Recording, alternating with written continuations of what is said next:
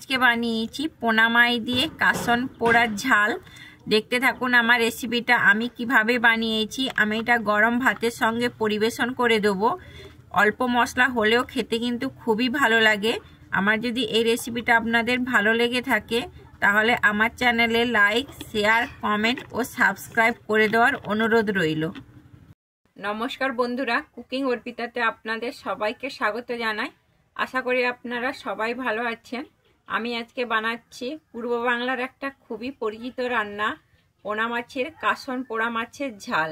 আমার যদি এই রেসিপিটা আপনাদের ভালো লেগে থাকে তাহলে আমার চ্যানেলে লাইক, শেয়ার, কমেন্ট ও সাবস্ক্রাইব করে দেওয়ার অনুরোধ রইল। এই যে আমি নিয়েছি পোনা মাছ। আমি পোনা মাছটা আগে থেকে ভালোভাবে কেটে পরিষ্কার করে ধুয়ে নিয়েছিলাম। আমি পোনা মাছের মধ্যে এবারে লবণ আর হলুদ মাখিয়ে দিচ্ছি। লবণটা আপনারা আপনাদের পরিমাণ অনুযায়ী দেবেন। আর দিচ্ছি হলুদ, দিয়ে আমি খুব ভালোভাবে মাখিয়ে নেব। আমি লবণ আর হলুদটা খুব ভালোভাবে এখানে মাখিয়ে নিয়েছি। আমি এবার এটাকে রেখে দিচ্ছি 15 মিনিটের জন্য। আমি কিন্তু এই রান্নাটা বেগুন আর বড়ি দিয়ে বানাবো, তাই আমি প্রথমে বেগুনটা কেটে নিচ্ছি।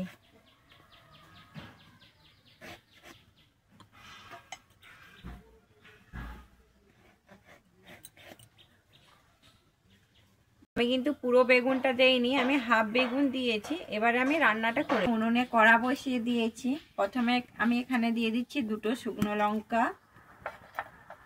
আমি এরপরে দিচ্ছি কালো সর্ষে আর দিচ্ছি সাদা সর্ষে।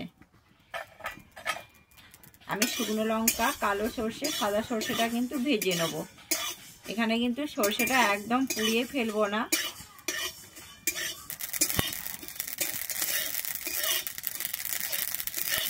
আমার সর্ষেটা কিন্তু ভাজা হয়ে গেছে। এই যে দেখুন সর্ষেটা একদম ফটফট করছে। আমি এবারে কিন্তু সর্ষেটাকে নামিয়ে নিচ্ছি। আমি সর্ষে আর শুকনো লঙ্কাটা ঠান্ডা গুঁড়িয়ে নেব। তেল দিয়েছি, আমি প্রথমে মাছগুলোকে ভেজে নেব।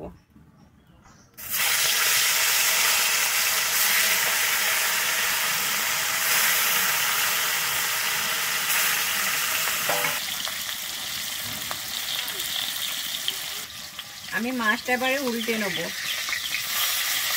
এখানে কিন্তু মাছটা খুব আমি কড়া করে ভাজবো না, হালকা করেই ভেজে নেব।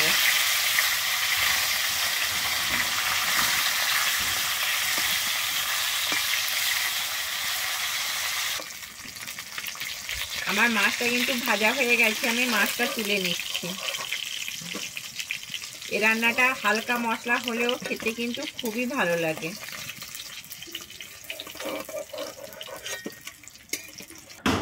আমি ওই তেলের মধ্যে আমি এখানে বড়ি নিয়েছি, আমি বড়িগুলোকে ভেজে নেব।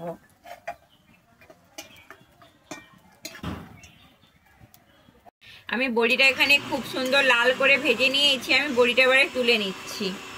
তেলের মধ্যে আমি বেগুনটা ভেজে নিচ্ছি। বেগুনটা কিন্তু আমি নুন আর হলুদটা মাখিয়ে নিয়েছি।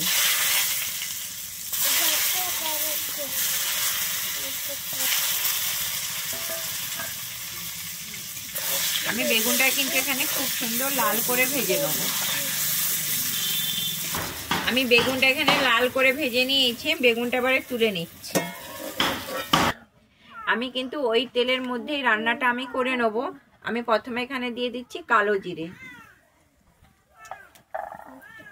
আমার কালো জিরেটা ভাজা হয়ে গেছে। এরপরে দিচ্ছি আমি কাঁচা লঙ্কা। কাঁচা লঙ্কাটা আমি কিন্তু চিড়ে নিয়েছি।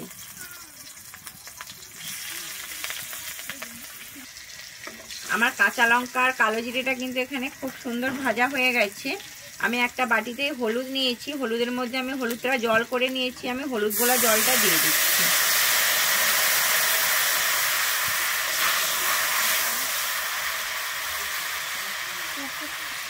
আমি কিন্তু এখানে আবারও জল দিচ্ছি। জলটা অবশ্যই আপনারা আপনাদের পরিমাণ অনুযায়ী দেখে দেবেন।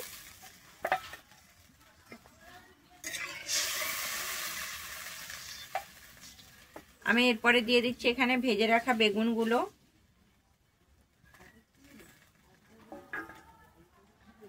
আর দিচ্ছি ভেজে রাখা মাছগুলো।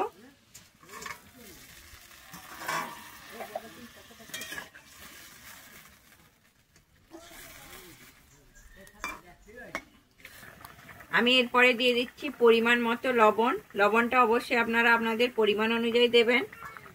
আর দিচ্ছি আমি ভেজে রাখা বড়িগুলো। আর আমি এখানে দিয়ে দিচ্ছি চেরা কাঁচা লঙ্কা আর কয়েকটা, দিয়ে আমি আবারও খুব ভালোভাবে মিশিয়ে নেব। এখানে যেহেতু বেগুনটা আমার আগে থেকেই ভাজা ছিল, তাই জন্য এখানে কিন্তু আমি বেশিক্ষণ ফোটাবো না। আমি এখানে 2 থেকে 3 মিনিটের জন্য কিন্তু ফুটিয়ে নেবো আর একটু।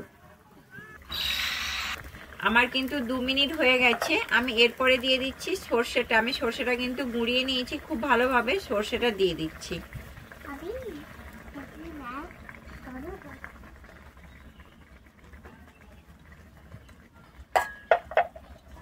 আমি সর্ষেটা দিয়ে এখানে খুব ভালোভাবে মিশিয়ে নেব। আমি সর্ষেটা দিয়ে কিন্তু এখানে খুব ভালোভাবে মিশিয়ে নিয়েছি। আমি এরপরে দিয়ে দিচ্ছি এখানে উপর থেকে ধনেপাতা কুচি।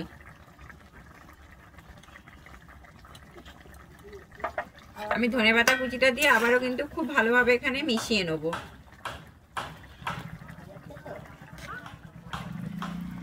আমার কিন্তু রান্নাটা এখানে সম্পূর্ণভাবে রেডি হয়ে গেছে। আমার যদি এই রেসিপিটা আপনাদের ভালো লেগে থাকে তাহলে আমার চ্যানেলে লাইক, শেয়ার, কমেন্ট ও সাবস্ক্রাইব করে দেওয়ার অনুরোধ রইল। আমি এবারে নামিয়ে নিচ্ছি।